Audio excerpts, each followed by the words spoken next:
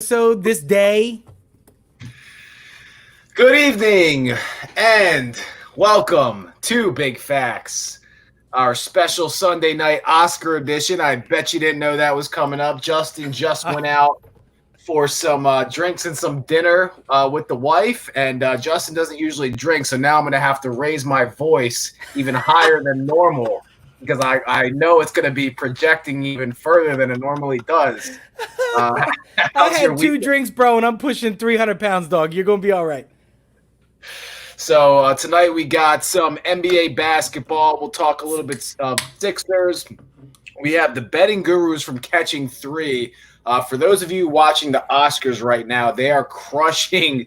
Yes, there's betting on Oscar picks, and those guys are crushing their Oscar picks because they will bet on anything and they do their research. So we'll bring them in and we'll talk about the Oscar picks. And then we're going to wrap up with the NFL draft, which is coming up fast, Just. It's coming on Thursday. I am just as excited, if not more excited, for this year's draft than I was for last year's draft for several reasons. But you have some trades you want to talk about that you think could happen, and we're going to talk about that. So let's start with the Sixers. 2 games dropped to Milwaukee, not everybody playing. I have some observations myself, but I want to start with what your observations were with the Sixers dropping 2 to the Bucks shorthanded. Well, so with the 3-game losing streak, we have Phoenix lost by 3. The first game in Milwaukee, Joel Embiid played. They looked a lot better than they did yesterday. I mean, they were. I get when you don't have Ben or Joe in the lineup, literally all of your energy isn't there. I have no problem with dropping the game that they did, the second game with Milwaukee. What I have a problem with is this narrative that people are trying to tell me that we have to now all of a sudden assume that Milwaukee is a threat to pass us in seeding, that the Heat are going to beat us in a 7-game series. Everybody forgets that for 5 games we had no Tobias Harris. And since Tobias Harris has come back for the few that he has, we've had no Ben Simmons. So I'm just getting so tired of this narrative that the Brooklyn is so much better without 2 of their 3 superstars. We're not looking at the basketball we're going to see in a couple of weeks come the postseason. So I have concerns with what I've seen in the last 3 games, but I have no concern at all. I am still 100% convinced the Sixers are going to win the East. They will represent the Eastern Conference in the finals. If health is there, they have probably, in my opinion, the best chance of any team right now to bring home a chip this year. So last episode, I flopped from the Nets and finally got on the Sixers bandwagon. Last episode was the episode directly after they lost by 3 to the Suns, which you and I both agreed we thought was the most impressive loss of the year, given that I think that game Tobias and Ben Simmons were out. I believe that game. They lost by 3. It was a close game, and Embiid dominated. Ayton couldn't do anything with them. The Nets today got Kevin Durant back. He scored, I believe, 33 in about 28 or so minutes. Interestingly enough, Just there's 2 things that still concern me, and I haven't seen one of them yet with the Sixers. But it seems like every year towards the end of the year, we start to see the Sixers click. And again, this has nothing to do with coaching. It has everything to do with the fact that at some point it seems like Embiid comes down with some kind of injury going into the playoffs, or Ben comes down with some kind of injury going into the playoffs. Now, I know that Ben is sick. There's some type of illness. There's not an injury. Embiid's been nursing a knee for the majority of the season, but it seems like he's been comfortable enough to play through it. The doctors have probably told him that it's not going to get any worse. I've seen him come down awkwardly a couple times, but it doesn't seem to affect his play at all. Tobias has been in and out of the lineup a little bit, but this is a guy you need that 22, 23 points per game coming into the playoffs. So the same concern that I've had watching Brooklyn this year during the regular season is the same concern that I have with the Sixers going into the playoffs. Are they going to be completely healthy? Is Ben Simmons going to be at the top of the key? Is Joel Embiid going to be under the basket? And I've watched a healthy Bucks team absolutely dominate them. And one of the problems, Justin, is we can make an argument for both Joel Embiid and Ben Simmons being Defensive Player of the Year, But one of the issues that you're going to see is when one of them isn't playing, the other one just isn't quite as good defensively. So Embiid needs Ben Simmons at the top of the key to be able to dominate the way he does defensively under the basket. And Ben needs to know that Embiid's behind him, and he needs to be in the lineup to guard the perimeter. And that's something that I want to see finishing strong in the regular season to go into facing teams that we're going to face. But I don't think there's any shot, no matter if they finish 1, 2, or 3, that a team like the Heat, the Celtics, the Hornets, or whoever finishes 8th because of the play-in tournament is going to have any shot of beating the Sixers. I don't see that at all. Yeah, and what you say is absolutely legit. I think that's the big thing that people need to understand. Until we see this team fully functional post All-Star break, we've had Embiid with ticky-tack injuries. We had Tobias Harris miss a stretch of a couple of weeks. We've had Ben's fucking fake illness. Who knows? Maybe his fucking sister went off the reservation again and he's got to fucking go put fires out. Who knows with that motherfucker? You haven't had the full complement. George Hill just started playing a couple of games ago. The next 10 games are going to be crucial.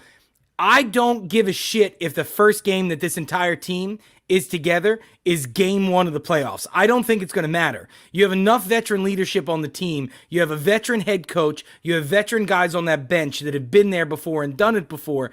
I don't have concern with that. But that's the key to this team. It's the key to any team. If Anthony Davis goes down in game 2 of the playoffs, the Lakers probably don't make it out of the West. If LeBron James goes down, the Lakers don't make it out of the West. The core group of guys that these teams are making are imperative to every single team. It's not just the Sixers, but that is what needs to happen. Brooklyn doesn't scare me. We finally got you onto the bandwagon. I have decided in the last couple of days we will open the doors and welcome you graciously. You now have a seat with your name on it if you'd like it. I have a leg off still. That's okay. You're hanging off the back of the train, but you're on the train. On the train, yeah. So if the season ended today, so let's put this in perspective for everyone. Right now, the Hornets are in the 8th seed, and they're 4-6 in their last 10. The injury to LaMelo hasn't helped their season at all, but there's a team that is coming up fast on the 8th seed who I would love to see play Brooklyn if they ended up finishing in the 1 seed. The Wizards are 9-1 in their last 10 games. Okay, I just want to see it. I want to see Westbrook come into the 8th seed with Bradley Beal and just give the Nets a little bit tougher of a series. I'm going to give you a small tease before we get our guests on to start talking about these Oscar bets, which I just want to say clearly blew my fucking mind when I found out that this was even a thing. I knew you could bet on crazy shit like coin tosses and stuff. Betting on the Oscars seems nonsensical to me, but if you make money, man, and from what I understand, these guys are like almost 100% this week. One little teaser that we'll get to post the NFL draft. So this is a couple of episodes from now. We are going to have a very serious conversation about Russell Westbrook, you and I don't think you're going to like where it goes. Just a little teaser of what we're going to talk about once the NFL draft is out of the way. So real quick though, before we get it, real quick Russ question. Triple doubles don't matter if you're not winning, correct? Sure. So do they matter? Do they matter when you're winning? Of course they matter when you're winning. Okay. Of course. All right. I just wanted to get that out of the way. Okay. So we're clear on that. So because this guy's having a run that's just it's fucking ridiculous, to be honest. And the Hornets aren't going to stay in that 8th seed. One of the most underappreciated, underrated superstars. I mean, the guy right now is leading in field goal percentage in the last 5 minutes of the fourth quarter. Russell Westbrook, not Kevin Durant, not LeBron James. Super inefficient. All we've said for 10 years is he needs to stop shooting Russell Westbrook. Yeah, shooting them out of games is what we've talked about for a decade, and he has the highest clutch field goal percentage in the NBA. Not Luka, not fucking. How about that? Not Giannis, not LeBron. How about that? Yeah, it's crazy. All right, so let's talk about the standings real quick, and we're gonna bring our guys in from Catching 3 here because I want to talk a little bit basketball. So we're going to welcome in Tony Nicky Jr. right here and my guy, Baseball Benny Buckets with the Orioles jersey over there. the Lakers and the Yeah, we'll Orioles. see that tonight, right? Yeah. We're all over the place here. So let's go right into the NBA. I know you guys want to get into the Oscars. I know you're watching the Oscars like you're watching a fucking sports game right now, which is Multitasking. every time a fucking award gets announced, you guys are fucking jumping up and down in your seat. I know. Dude, I'm Scheffler tonight. I got the phone out, to be honest with you, so I'm multitasking on you. So let's since you're wearing a Lakers shirt, Mike, let's talk about the Lakers. So Lakers are in the 5th seed right now. If the season ended, they'd have a really interesting matchup against the Nuggets now. The Nuggets do not have Jamal Murray. I don't know if the Lakers are going to stay in the 5th seed. Does the path get any more difficult for the Lakers, or do they look like a team that, when healthy, is going to run through the West again like they did last year? Assuming all health, this Lakers team runs with it to me again, and pretty easily. And even if Murray was that, listen, you give LeBron James 8 to 10 games down the stretch, which it looks like he's going to come back this week. I've watched LeBron carry a Jeff Green-led Cavs team through the East, and really had game 1 against those Warriors on the ropes. When LeBron's on, now you're telling me he's got to do it with Anthony Davis. When LeBron's on, I just think this team's going to eventually click and get together. Star power is what wins, especially in the NBA. You know, when you're 1 seeds the Utah Jazz, when you're 2 seeds the Suns, I like what they're doing down there. Really good young teams. I don't take anything away from them. But in a 7-game series, I think it's a problem. I think for the Clippers, I love the Rondo move, first of all. I think Rondo coming there makes them – he's got to be the leader of that team. They need a voice in the locker room. I don't think Paul George is a voice. I don't think Kawhi's that voice. I think that Rondo can be that. But ultimately, a 7-game series, dude, Staples Center is L.A. Laker territory. That is a road series. Don't get it twisted for these Clippers. So I think all these teams, I don't see a team that gets through the Lakers when healthy. Mike, I got to ask you real quick. Saying the Lakers do run, which I don't disagree with anything that you said. I find them a weaker team this year than they were last year, but I agree with everything that you said. If they are healthy and you've got LeBron and Anthony Davis full bore, they're going to be a problem for any team in the West. Are they the favorite to win everything when healthy? Or do you think there's a team in the East, if everybody's healthy and everything clicks, does compete with the Lakers? I think teams can compete. Not enough credit going with this Drummond move, man. You're going to have AD and Drummond at the 4-5 spot. That's a lot of points. That's hard to defend for even Embiid being there. That's a tough thing to defend down low. And LeBron, dude, he has killers with them. Was the team really that much different last year? I know you lose Rondo, but a lot of the same role players. KCP is still my 3-and-D wing. I've watched him play well in the playoffs. I think, listen, the Nets, to me, have that feel of the first Heat run a little bit. You know, they come into the playoffs.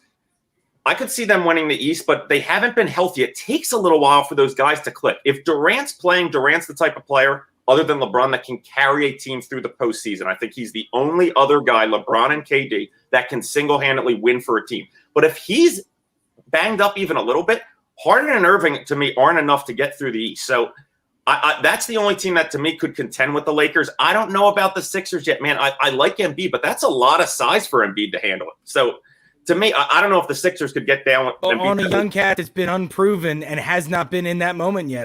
That my only reservations when it comes, this is why I'm 100% convinced that the Sixers will own the East, but the Lakers are who scare me. If they get into a chippy series with Denver and AD gets hobbled up, LeBron pulls his groin again, something goes wrong, I feel good about the Sixers going all the way through. I do my whole life. I have this, me and Aaron have this argument on a fucking daily basis with the fucking Michael lovers. I watched Michael Jordan at the tail end of his career, and I have the courtesy of technology. I can see every minute he's ever played. Watching LeBron James play basketball when he is 100% on is a different level of sport. He is the greatest player athletically. He's the greatest athlete in the history of major sports. I don't think second place is close. No matter what, I don't care if he's 39 years old. If he is 100% healthy, that guy can beat anybody, I think, again, regardless of whether it's Zydrunas Ilgauskas or Jeff Green or whoever he's dragging with him. Yes. He is incredible. I agree with what you said. I just think that health becomes a question with those guys. It does. Don't forget, the game changes in the playoffs, and defense is what matters, and those Sixers can defend. I mean, Simmons is the only guy going to 1 through 5 better than anyone in the league. Thibault can defend. Danny Green can even defend, and if he's shooting. So the Sixers can defend and cause them problems. But again, who's my killer late in the game? If I'm down 30 seconds left for the Sixers, I still don't trust that killer. I would have liked to see them go get Oladipo. We went for 2 second-round picks. I mean, that's a guy that could take the ball at the top of the key, possibly drive, possibly pop a jumper in your face. Sixers don't have that. No, and you count on Joe, and the problem is again, when you're talking about a Laker matchup, not only did you have to worry about Anthony Davis defensively, Andre Drummond, not for nothing, I know that Embiid has kind of owned him offensively most of his career. Andre Drummond hasn't played with LeBron James and Anthony Davis yet. We have no clue how much more that guy's going to get out of himself, and it's so much size. I don't want to trust a 5 to be the killer. That's not the league we play in. And Drummond's much more advanced right now than he was in those days where we were watching Embiid just dominate him on the Pistons and a couple times on the Cavs. He's a different player. Embiid's still a much better player than him, but if you need him to just go in and shoot 50%, get you 8 points, and grab 14 or 15 boards, he's going to get you that 6 to 8 points, grab 15 boards, keep you well out of the paint. And honestly, it's a good thing. I've been meaning to bring this up to you, Mike, because I know you watched the Lakers. What were the Lakers doing? I've asked Justin this question 5 times. What was going through the mind of the Lakers organization when they were about to sign Dwight Howard and re-sign him, and decided that they wanted to have Marc Gasol instead, and basically gave us Dwight Howard? What did they think was going to happen?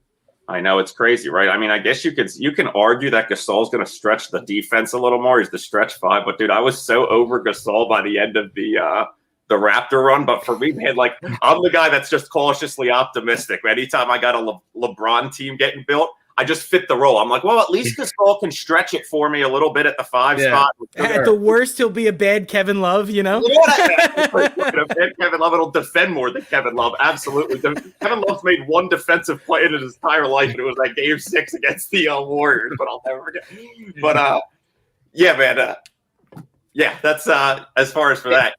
He doesn't have Aaron. Nobody on fucking God's green earth can make sense of that move. It just doesn't make sense. No, I did like Harrell coming in, and he hasn't been fit the role as much as I would have liked to have seen.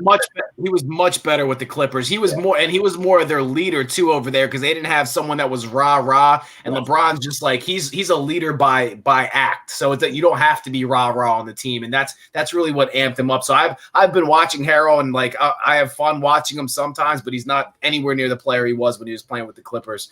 We're going to play a game real quick because I'm not a big movie buff. Just watch a little more movies with me. He's got the wife and kids. He's a Grey's Anatomy guy over here. Give it up for Grey's Anatomy. I watch other shows, dickbag.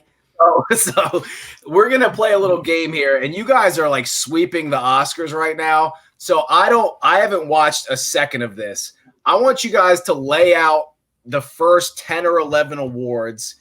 Give us what the award is and give us the top 3 picks for each award. And me and Justin are going to try to guess who won. Let's go with 6 of them. Okay. Okay. And then, so you want the ones that are already done. I get what you're saying. So yeah. So I haven't watched the second of this.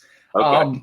Towards the end of it, when we finish up with that, I want you guys to go with a couple of the picks. Let us know what your record's been for the Oscars. Let us know where you're betting as well, because that's an interesting bet. And we'll start right now. Sure. So I guess, well, first of all, I'm not in exact order. I have the winners here. I don't have everything that was contested with it, but I could scroll through and get it. First of all, most of these came from, I think it was DraftKings. Might have been FanDuel, but I think it was DraftKings. But really, dude, these numbers are pretty much anywhere. They stop at 8 o'clock as soon as it starts. You can't get on these anymore. We ended up doing a confidence pool because there's 23 total awards. We went 1 through 23, worked our way down on it. And so far, I think we're 12 of 14 through the beginning. That's fucking nuts, dude. It's crazy. But when you're betting on sports, no matter how much you follow line movements and all, like, you're still betting on a ball. The ball bounces a certain way. The refs can screw you in any game. Dude, the Oscars is narrative driven, okay? And like, people get awards for all sorts of, like, at some point you're due for the award. Pacino didn't win in Godfather. He didn't win in Scarface. He won for Scent of a Woman. And that DiCaprio winning for The Revenant. Yes, you know, Denzel. Brad Pitt's year to get it. He was in for Moneyball. So eventually they get these rewards. It's just very political. So there's a lot of value in the Oscars. It sounds crazy, and we got some cool dogs later in the night. But all right. So for the game purposes, so the first one that they go with is original screenplay. I can't wait to see how many of these you guys even know. So I'll give you the top 3. You want which one's the favorite and all, or? Yeah, just go from the favorite to the third favorite in order. Yeah. Okay, so your favorite on this was Emerald Fennell for Promising Young Woman. I won't give you the odds. Your number 2 in that was, and you'll know this name, Aaron Sorkin for Trail of the Chicago 7. Excuse me. Sorkin. And the third person, this was another popular movie for Minari, and it's Lee Isaac Chung. So that's for original screenplay. Ron, you want to guess first?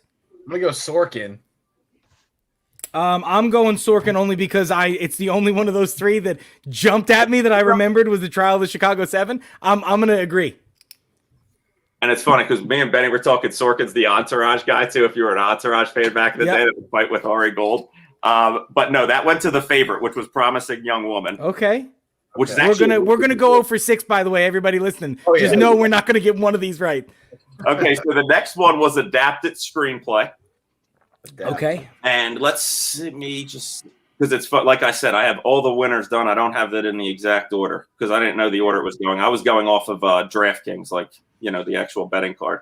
So for adapted screenplay, your favorite was Chloe Zhao's Nomadland, which you guys probably heard of. Number 2 was Christopher Hampton and The Father, which was a British movie, a popular movie over there. Okay. And number 3, we'll go with Borat 2. We can strike that one off the list, Aaron. Got a ton of love this year. The Oscars hate comedies, but it got a ton of love this year. I'll tell you what, it's one of the dumbest fucking things that have ever happened in screenplay, but I enjoyed Borat 2 a lot. Me and Bob had a great time watching Borat 2. He's really funny. He's good, man. I'm going to just default and take my lesson from the first question and say that the favorite one. Yeah, I'm gonna go with the favorite as well. So this was your upset in The Father one. So you Fucking guys Jesus Christ. Anthony Hopkins movie has dementia. I should have given you that backdrop, but he's at the same time, so you're 0-2 here. Okay, next I'm going into international feature. And this is cool. Last year was Parasite, last year was such a heavy-hitting Oscar year, too. You had you had a Tarantino, a Scorsese, Mendez had 1917. And last year, Parasite was the first international feature to win. It was an awesome movie. I recommend it to anybody listening. For this year, international feature, the favorite was Another Round.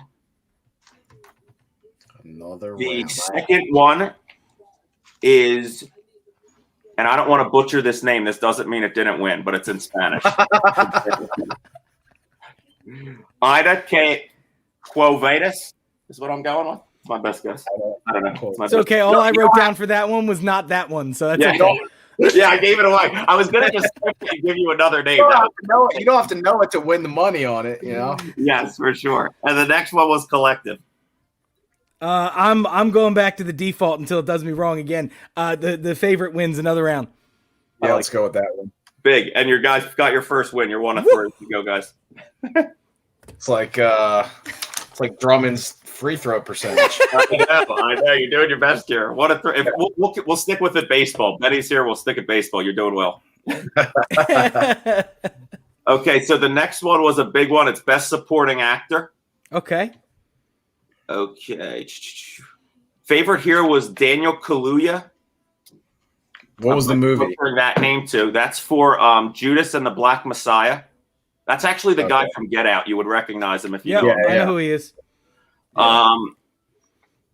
Then you have Sacha Baron Cohen for not the Borat movie, for Trail of Chicago 7. So that was a big, serious role for him, actually. So he got a lot of credit for that.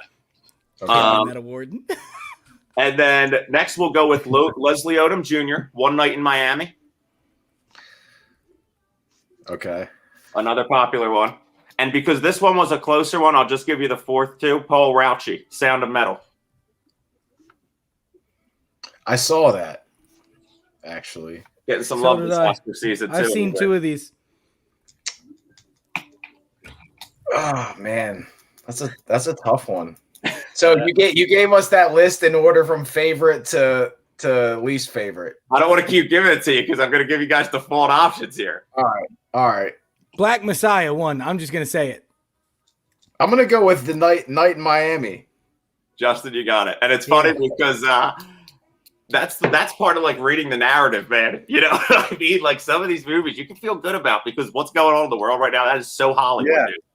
Yeah, that's actually the reason I went with the first time you announced that movie. I was like, that movie's gonna fucking get a couple awards just because everything that's going on in the political spectrum. I just figured they're gonna start handing that shit out. So you are not wrong, my friend.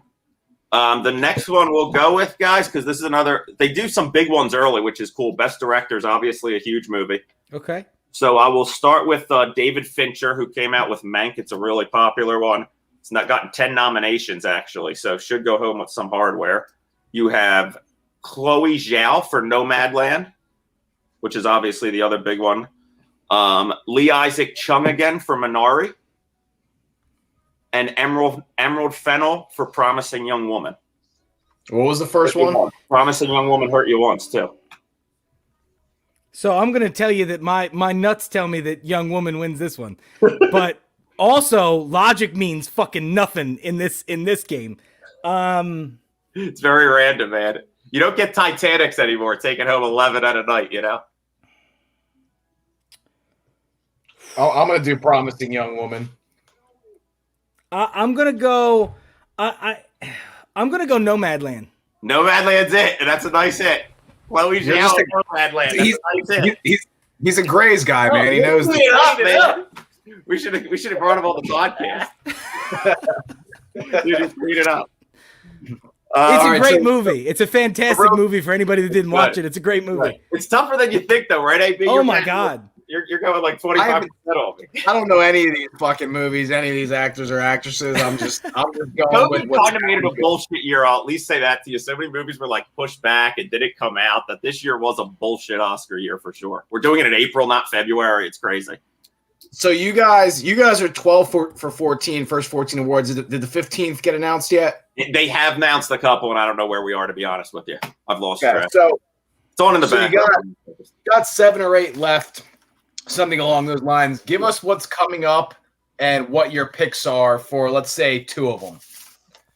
Okay, so, well, you got a ton of the good ones coming up still. You got, like, Best Actor and all, and that's going to, Best Actor is pretty much a lock because it's Chadwick Boseman. He's going to get it post, after passing away. Obviously, that tragic story. I'll just drop our 2. We love the actors category. It's our 2 big dogs of the night. So I'll throw it out there. First of all, for Best Supporting Actress, we're going a big dog here. So Glenn Close, this is her 8th nomination, and she's one of those people has never won the award.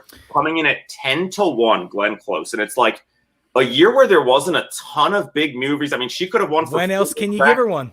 Say it again. When else can you give her one? It's this year. Give her one, man. This is the time. The record's 10 nominations without a win. This is the time. The COVID year. Glenn Close is such an icon at 10-1. And then if I looked at like the people that she's chasing, there's some nice names, but it's the girl from Minari. I don't want to butcher her name, but it's her first nomination. Maria Bakalova is the other big favorite. That's the girl from Borat. Oscars hate comedies, so is she really going to win? At 10-1, dude, $100 is winning you a grand for Glenn Close to get her first. I love that bet. So Best Supporting Actress, we're running that one out there. I like that one. I love all the logic. I love that one. That's what I'm saying, man. You thought I'm just throwing darts here. There's logic behind these picks, dude. Sure. And my last one is for Best Actress. I'm going with another dog, Frances McDormand, who's in Nomadland. Nomadland, to me, is going to have the big night. If there's one movie that can take home 5 or 6 awards, it's Nomadland. She's already gotten 2. 3 would put her in huge company, which is another nice story. She's chasing after Carey Mulligan, who was in Promising Young Woman. Like I said, it's a great movie, but it's only her 2nd nomination. I don't know if she's necessarily earned it yet. The other favorite, is Viola Davis, she's won 1 before. Definitely could win this, and she's in for Ma Rainey's Black Bottom, which kind of fits the narrative. It could definitely go to her this year. I get that.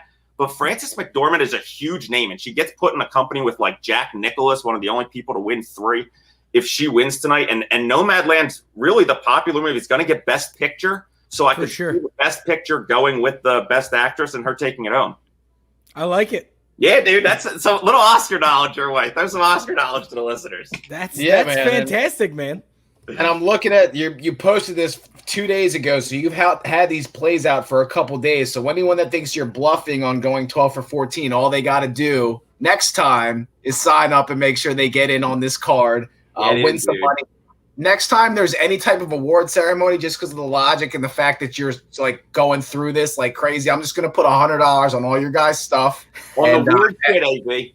If we come out with weird shit, I'm telling you, you bet it, dude. Benny was on Biden super early at plus 2250. I'm talking 2 years before they were announcing it, dude. We were running that Democratic Party. We're running it with the Republicans again in 4 years, dude. I'm already getting value on these Republicans. I mean, if I put out weird bets, dude, get on it. I'm telling you. Okay. That sounds great. All this shit is just out there to fucking bet on. Like, you could just open up your fucking DraftKings app and bet on the 2024 presidential election. Anything, dude. You want some League of Legends action? Let me know what you want, dude. I'll buy that. That's fucking nuts, dude. We're 3 years out. There's great value, I'm sure, right now. You don't even know that it's at 150 to 1. He's down to 30 to 1. Listen, man. Mango Mussolini, second coming, bro. I gotta imagine the odds were probably great a couple of weeks ago. Crazy enough, got my man at 40 to 1 when they were literally raiding the Capitol. I said, I'm running Trump back out here at 40 to 1. He's already down to 10 to 1. I'm not even kidding. It's the odds you get on these things is out of control. And I'm not even saying Trump's necessarily going to win, but then the hedge value comes out. Once it's down to 2, he's down to like -2, plus 250. The hedge value the other way, dude, it's easy money, free money. Fucking New York City's getting blown up, and Tony Nicky's checking if the lines are changing. They were rated. I said, dude, this is going to look good for Trump in a couple of weeks, man. It's never going to be lower than this point. That's what you do. It will never be lower. You have to buy at the bottom and sell at the top. That's it. Dude, I'll tell you one more quick story, Justin. That this will be real, but like AB knows this. I was at the Lakers game at Staples Center the night before Magic Johnson walked on them. They were playing the Jazz. I'll never forget it. And Magic walked on the next day. It was horrible. And they were 17 to 1 to win the finals the next year.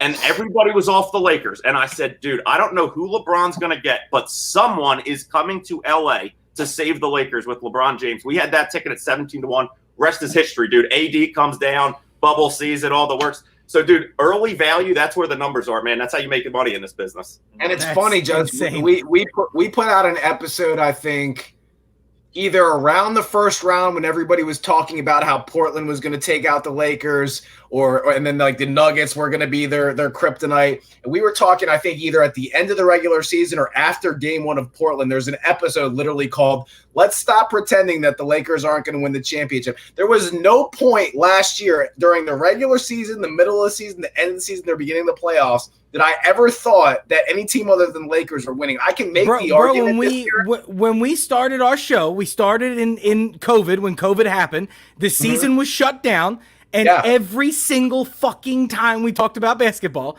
it was nobody's beating the Lakers. To talk about. Every series, Damian Lillard, it's his year. He's going to get him there. He's going to carry them. Damian Lillard's going to dethrone LeBron. 5 games out. Every single series, bro. It's crazy. Dude, when we didn't give him MVP, which we wanted so bad, it was robbery, dude. He was coming. He had just taken out the Clippers and Bucks before it shut down. You remember that? He was coming for MVP. And the NBA writers screwed it up and gave it to Giannis. The media was just starting to swing it from Giannis to LeBron because he had just started. They were like, "Oh, here's your MVP, take him out. Here's your other MVP, take him out. Here's the best team, take him out." It was like, it was unbelievable. Special, bro. So AJ had a UFC card last night. How'd he do?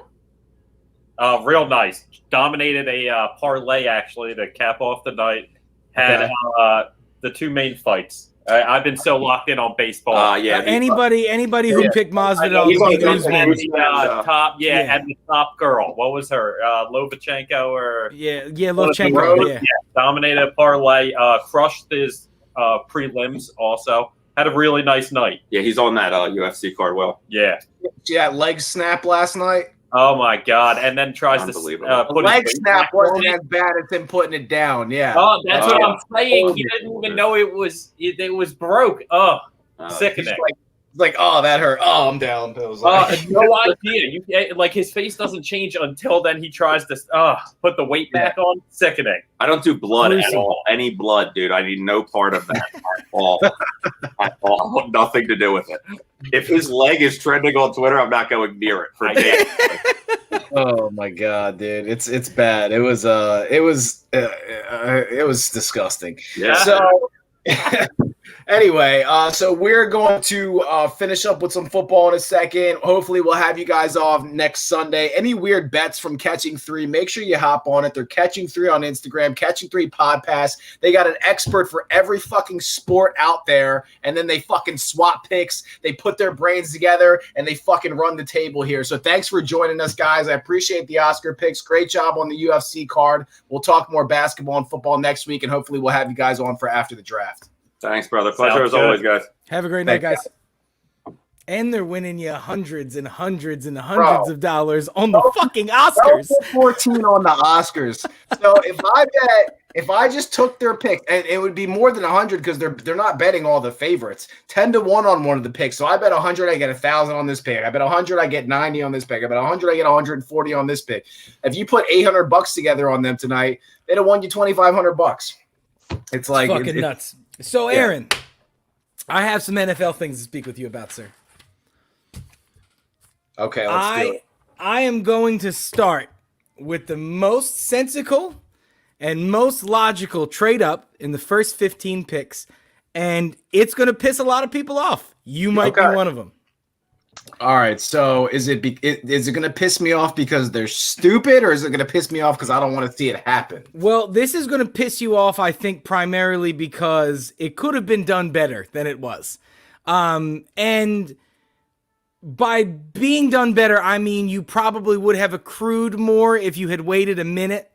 So there's a lot of talk. Yeah, I know you're in North Carolina. I don't know how much of our radio you hear up here, but there's a lot of buzz amongst the Philadelphia sports radio that the Eagles are moving up in the draft. They're targeting they're targeting Kyle Pitts, and they want to try to get to 4. I did a little bit of research. I looked at the construction of this roster. I looked at what they have and what they can do. And there are 2 trades we're going to talk about the Philadelphia Eagles in this draft. The first trade, forget 4. I think that's fugazi. I think that's just trying to make everybody believe that Atlanta holds the keys to Kyle Pitts. They're all trying to drive some value. 4 is ridiculous. But let's talk about the Carolina Panthers and the fact that they traded for a quarterback. And all reports so far are that 3 of the top 5 guys they're entirely disillusioned with. They don't think that they're going to be game changers at the next level for their franchise. So Carolina sits at 8, if I'm correct. What I think is reasonable. So if you are going to move down 4 spots from 8 to 12 with the precedence that's been set in this draft already, you're probably anticipating either a second round pick this season or a second and a 4 next year. You're going to need a bundle, right? So you're saying going from 8 to 12, so you think the Eagles are going to trade up to 8, possibly? Just give me a sec. So the Philadelphia Eagles will trade number 12, and they'll trade, let's say, because they have a couple of 2s, a couple of 3s. They have a lot of picks in the next couple of years. Let's say they give a 3 this year and a 4 next year. Couple of mid-round picks plus 12 to move up to 8. Why would they need to move up to 8? Because the highest rated defensive prospect in probably 15 years, especially at his position, Patrick Surtain II, is not going to fall past 10.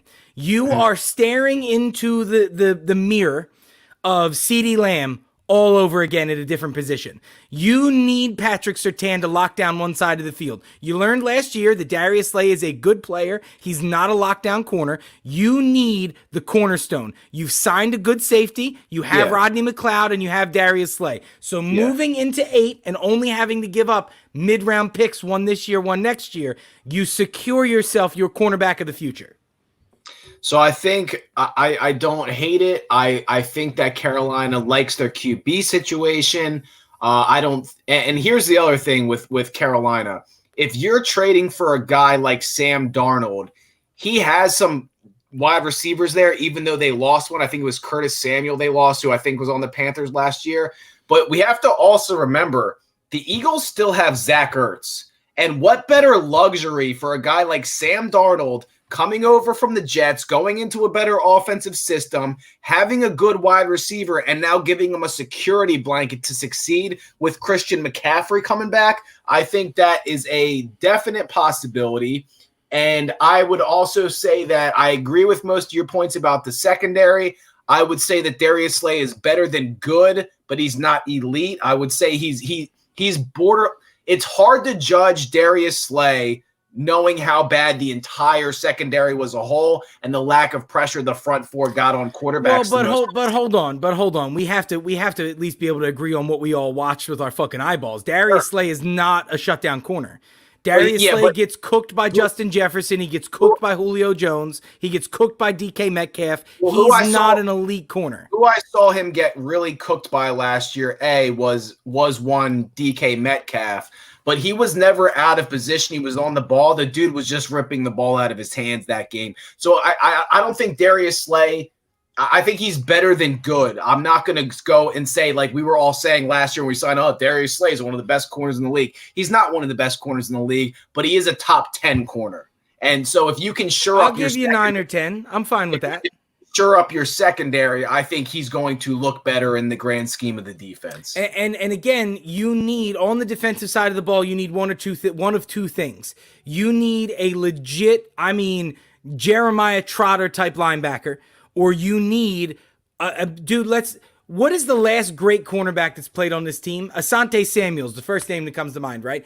Samuel was 10 years ago. And then when you look at a tandem of corners, because we can say again, some call Slay great, I call him very good. The last time we had a tandem of cornerbacks in this city was Lito and Sheldon, which is way longer than 10 years ago. So there's a glaring need for those two things, and it's not. If you're going to move up to 4 to get Kyle Pitts, which would be dumb because you were at 6, why wouldn't you have fucking done it that way? I don't like 4 to get Pitts. You're going to give up all of the assets you acquired moving back to get to 4 anyway. So it would be antithetical. It wouldn't make sense. So the other trade that I have involving this trade, this is going to be a 2-stage process. I don't know that the Carolina Panthers are sold on either of their quarterbacks, right? I mean, you don't trade for Sam Darnold and say, I've got my guy now. The most intriguing name to me in the quarterback class this year, and by intriguing, I mean the career will be the most interesting to me, is Kyle Trask. I think he's the guy that's got such a stupid high ceiling and is kind of a wild card. I think he's your Patrick Mahomes. But if he accomplishes everything, that could be what we're looking at. He could come to the NFL and fucking not have anything. But that's intriguing to me. With what Carolina will acquire, I think Carolina makes a trade back up into the 24 to 26 range, and they steal Trask before anybody else can get him. I don't see a world that exists where Kyle Trask falls outside of the first round. I don't know if it's going to be before that 25, 26 range, but I see that being the furthest that he slides.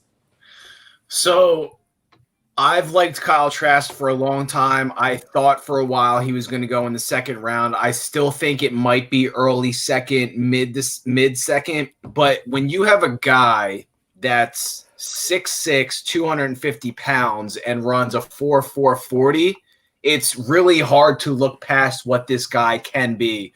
He has the build of a guy like Josh Allen, the athletic ability, like somewhat close to that, not as great laterally, but just as good straight line speed. He's got a good arm. He played at Florida. I mean, the guy is what you were looking for when you're talking about what does this guy have comparable to what great pro quarterbacks have had in the past. I could see a team like the Patriots moving back to get him. I could see the Redskins or the football team trading back to get him, not loving, Fitzpatrick where they're at. I could see the Raiders wanting some insurance to maybe get rid of Carr next year. There's a lot of teams that can move back. It would be hard to see a team like Carolina with 2 quarterbacks on the roster already, unless they're willing to trade a guy like Teddy Bridgewater, moving that far back and not addressing a position of need, in my opinion, on their offense or their defense, especially their defense. So I get you. That's why I'm not saying like they're going to use the 12th pick. They're going to address a need. They would be trading back up into the first round, like Baltimore did to get Lamar Jackson. So speaking of Lamar Jackson, I have a question for you about a bad quarterback. If the Miami Dolphins were to end up with either Kyle Pitts or Jamar Chase, does that make them an instant almost favorite or at least an odds-even contender with the Bills in that division? Do you think? No. You think they're further away than that? Yeah, because how many times have we seen a guy that we've labeled as the best wide receiver in the class literally come out and change the whole dynamic of a football team to catapult their offense to being the second or third best in their division to the first? I mean, I don't think as good as Jamar Chase might end up being, do you think he's going to come in and be as good as Stephon Diggs is?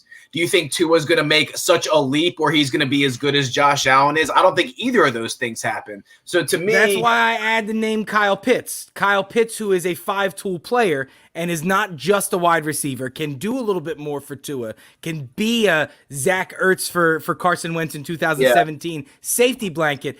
Does that give them, does it instantaneously improve their offense? Yes, but not to the point where I think they're better than the Bills.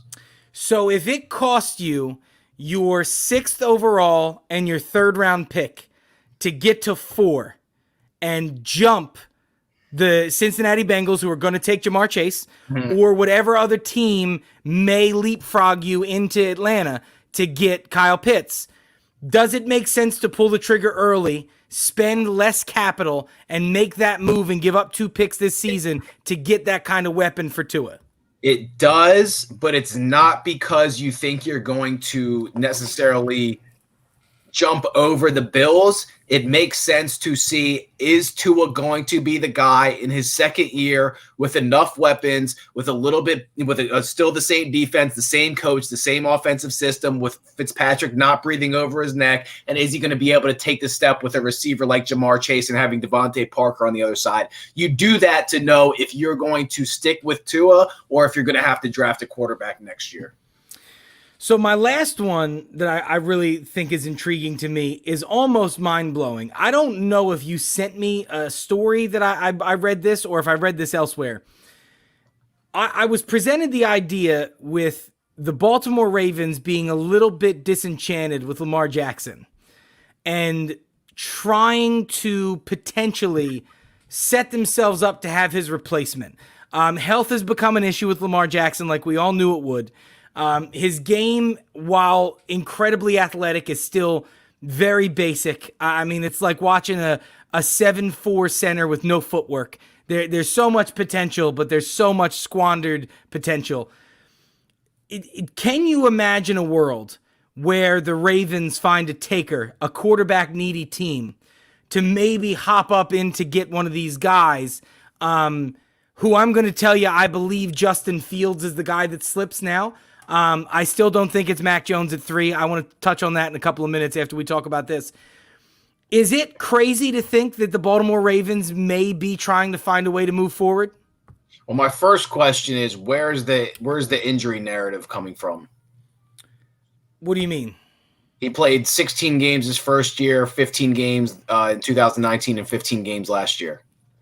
Right? And he dealt with nagging injuries. I don't mean this time. I mean he's not 100%. Yeah, well, I mean, everybody in the league deals with nagging injuries. If you're 6-1, 13-2, and 11-4, the quarterback's not going anywhere. It's not. I mean, you can say I don't have the guy to get me over the top, but the progress is there. So he got wiped out in the playoffs the first year. He won a game in the playoffs the next year, and they're looking for him to win multiple, almost in the same sense that the Browns are looking for Baker to win multiple this year. But let's not even compare situations, because I believe if you stick Lamar Jackson on the Browns with all that talent and you put Baker Mayfield on the Baltimore Ravens, there's 2 different things going on anyway. So I think Lamar is not done until at least the end of his rookie contract. And to be honest with you, I think he's the next quarterback in line for an extension. I don't think he's going anywhere. I don't think the Ravens pay him because they know they can't win with him. I don't buy that. We'll see what happens, but I don't buy that. Show me the guy that plays like Lamar Jackson that's won a Super Bowl. Don't worry, I'll wait. While you think about that, I am 110% convinced now. 125% convinced now. Trey Lance is Shanahan's guy. 100% convinced. 125% convinced. I think Trey Lance is not going to be the best next year, but I think he has one of the higher ceilings out of the 5 quarterbacks are going to be taken. I don't I don't love Trey Lance, but he reminds me a little bit of this is going to surprise some people because I don't think the comparison's been drawn to Josh Allen. He reminds me of Josh Allen because when he throws the ball, it flies out of his hands. He does a lot of running. He takes a lot of hits, and he's just a big, athletic, strong. Physically, you're almost spot on. I mean, they're almost the same guy. So when we talk, the reason Josh Allen was he was like the third quarterback off the board is he's coming from Wyoming. He ran a lot. There was accuracy issues. And then he worked with the quarterbacks coach, and all of a sudden you get superstar athlete out of him. And I said this to you last episode, Trey Lance's ceiling is really high. Who can get the best ceiling out of him? If anyone, it's Shanahan. Nobody's been talking about it, so actually it wouldn't surprise me if San Fran did it because they're like everybody's been talking about they're a quiet team. They don't let off anything. I'd be surprised, but I would love the move for Trey Lance, and I would love the move for the Niners. So here's what I heard about Trey Lance, and this is what really I think put me over the top to know about this. I can't remember which scouting report it was I was reading. Prominent scout. I found the story, I think, on Facebook. On NFL.com. I can't remember which writer it was or which scout it was. The comparison was if Trey Lance fails entirely, he's Geno Smith. If Trey Lance succeeds, kind of, he's Cam Newton. If Trey Lance reaches his potential, he's an amalgamation of the decision-making and capability of a Tom Brady, Aaron Rodgers, with the athleticism of Josh Allen. So it's funny that you make that comparison, and I read it today for the first time. If there's a guy in the NFL right now that believes that he will get Kyle Shanahan got Jimmy Garoppolo to the Super Bowl. Kyle Shanahan, there's no way that guy doesn't look in his mirror and think he's the biggest, baddest motherfucker to ever coach an offense. He believes that, and I believe him. If there's a guy that thinks that they're going to accomplish the ceiling of Trey Lance sooner rather than later, and the team is built to a point where he won't fall so hard, he loses his potential, I think it's San Francisco, and I think pound for pound it makes the most sense. Yeah, I know that we keep talking about Mac Jones being the favorite, and there's people that are high on Mac Jones and people that are low. There's 4 higher ceilings. I mean, so if you're Shanahan, like, you have to be thinking, if Zach Wilson's not taken by the Jets, first of all, if Zach Wilson's not taken by the Jets, I'm definitely taking Zach Wilson, right? You're just taking him. If Trey Lance and Justin Fields are there, I have a really, really difficult time, and I don't know what Shanahan's thinking. I don't know, like, what scheme he thinks that he runs that Mac Jones is going to be great at. But if I look at Jimmy Garoppolo and the things he does well, I'm like, okay, average arm, above average accuracy, slightly above average athleticism.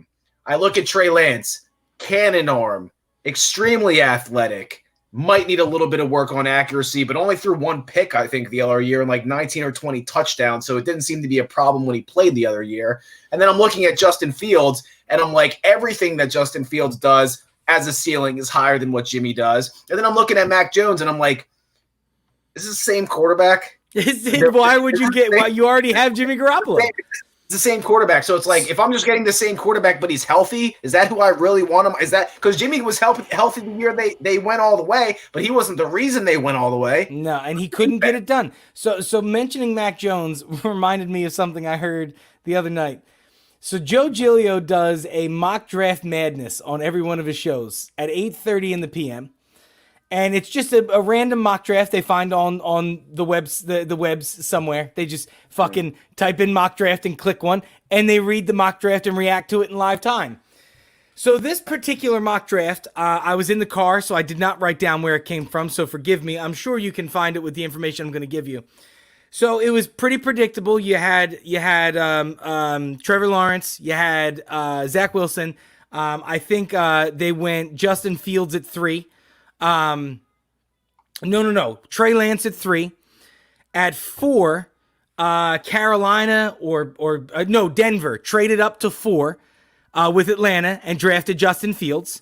5 went Jamar Chase. 6 went Kyle Pitts. All the way out to 12. And guess who was on the board? And guess who these motherfuckers said that the Philadelphia Eagles picked at 12? A wide receiver. Mac fucking Jones. Oh yeah, no, that's not happening. Dude, I heard him say this, and then they read the analysis, and the analysis of this pick says, while out of nowhere and probably surprising, the Eagles luck into the most NFL-ready quarterback other than Trevor Lawrence.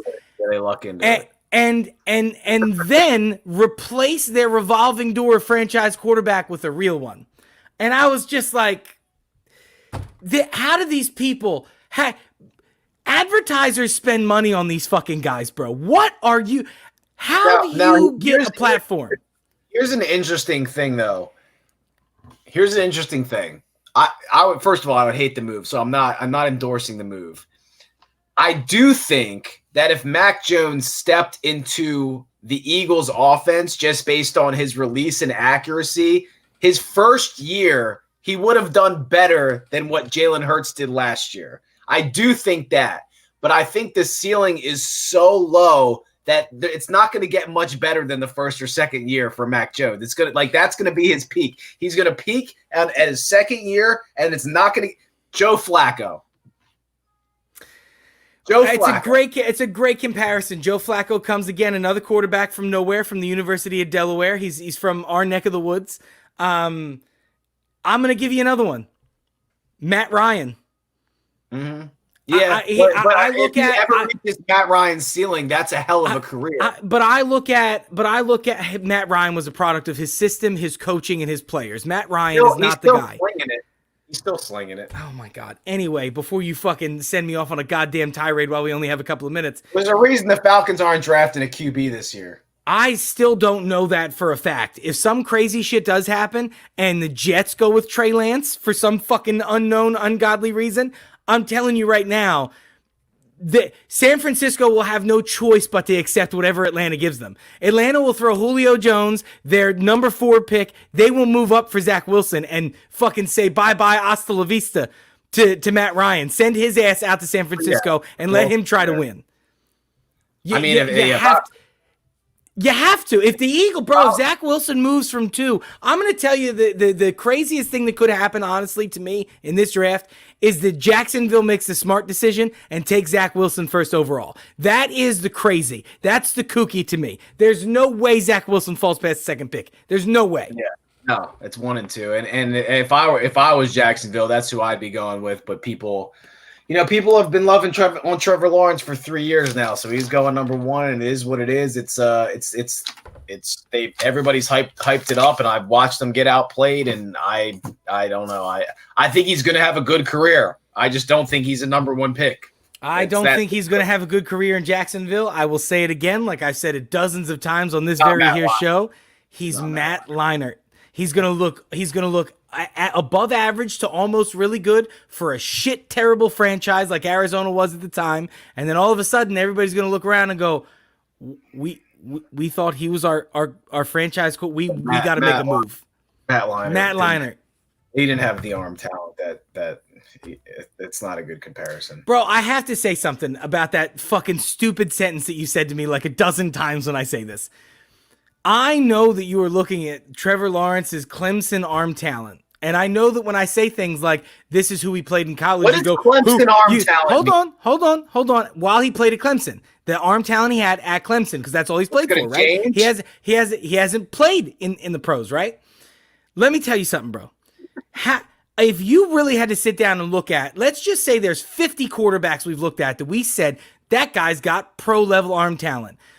50-50 shot if it translates to the NFL, I think is pretty fair with the amount of quarterbacks that get missed on. Yeah, Marcus Russell had great arm talent. I know that when I say what he did in college is what he did in college, you follow up with, well, who was he supposed to do it against pro corners? Was he supposed to play against professional guys? He's in college. It's all we've got. Yeah. When he played the teams that have the players that are going to be NFL guys. When he played Ohio State, who develops defensive ends like no other program in this country, he struggles. When he played against pro level, the guys that we know are going to be real fucking players at the next level, Trevor Lawrence struggles. He's not the dude. I'm agreeing with you. I still think Zach Wilson is Mitch Trubisky. I still think that Justin Fields is the most talented quarterback in this draft. I don't know how epilepsy is going to affect that. He's obviously played with it his whole life. Yeah. Exactly. They make fucking medicine, and weed basically cures that shit. There's a million ways to skin a cat. I just cannot tell you how many times I've seen Trevor Lawrence with his elite level arm talent and 3 years in college, and look at all these games he won, and look at all this. His Instagram's huge, and he's the guy, and he's the famous one. He's not gonna make it. Urban Meyer is not gonna make it. Nick Saban has ran the most successful college program in the history of the world and couldn't make it at the NFL. Urban Meyer's not gonna make it. Yeah, I disagree. So we'll see what happens after the draft. We'll do a mock draft on Yeah, Wednesday. now listen, we're doing this different than the last time. We're not going pick by pick. I'm doing 1 through 32. I want you to do 1 through 32. We'll spend most of the show just breaking down pick by pick what we think and where we think it's going. It's a lot of homework. Oh, I know that you almost failed out of school with all your tattoos. I don't do but I homework. think you can do it. Chief, this is a true story. Handed Jesus on my children that are asleep upstairs. No, I'm not doing homework. I literally spent the entire 8th grade of my life. I never did one homework assignment. And every single day of the 8th grade, I had to serve lunch detention because they didn't like when you didn't do the things that you had to play by the rules. So what had happened to me is my homework counted for 35% of my grade. So if I scored less than a 95 on every final, I would have failed a class. Aced every one of those motherfuckers. Fuck homework. C's and D's, baby. That's all you need to pass. T's and D's. just maintain a calm medium right in the middle. We'll be okay. Yeah. Didn't affect the job, right? Nobody told me that if I got C's and D's, I could still be successful. It was like the fucking end of the world. So whatever. We'll be back on Wednesday with the mock draft. Thanks for joining us. Big Facts, all streaming platforms. Big Facts Facebook page if you ever want to like, comment, and we will see you guys for the mock draft and then after the draft. We'll Have see a you great then, buddy. night and take it easy. All right, man.